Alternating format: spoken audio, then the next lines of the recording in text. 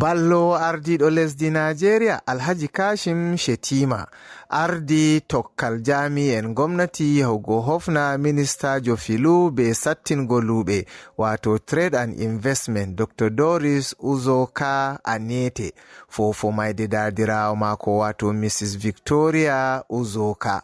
Nder andinore nde bolowo etana ballo ardiɗo lesdi Najeriya Mr. Stanley Okocha wurtini wi Shettima wakilti Tinubu on ha fofo man.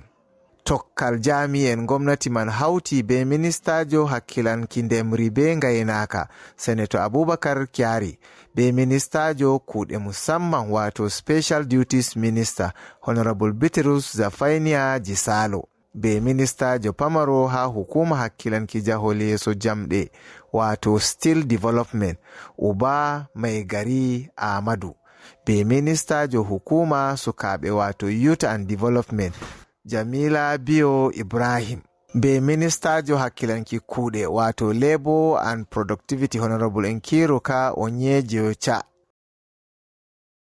Ɓawo hofnugo fofo Dr. Doris Uzoka Kashim Shettima be tokkal muɗum jarani Senator Ibn na Allah kofngol fofo maide debbo mako Hajiya Safiya.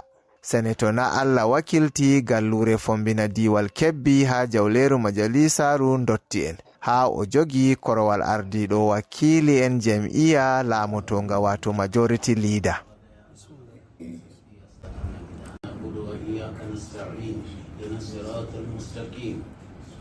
صراط الذين أنعمت عليهم غير المغضوب عليهم ولا الضالين إن في خلق السماوات والأرض واختلاف الليل والنهار لآيات لأولي الألباب الذين يذكرون الله قياما وقعودا وعلى جنوبهم ويتفكرون في خلق السماوات والأرض ربنا ما خلقت هذا باطلا سبحانك فقنا عذاب النار ربنا إنك من تدخل النار فقد أخزيته وما للظالمين من أنصار ربنا إننا سمعنا مناديا ينادي للإيمان أن آمنوا بربكم فآمنا ربنا فاغفر لنا ذنوبنا وكفر عنا سيئاتنا وتوفنا مع الأبرار يا حي يا قيوم يا ذو الجلال والإكرام وتب علينا إنك أنت التواب الرحيم سبحان ربك رب العزة عما يصفون وسلام على المرسلين والحمد لله رب العالمين.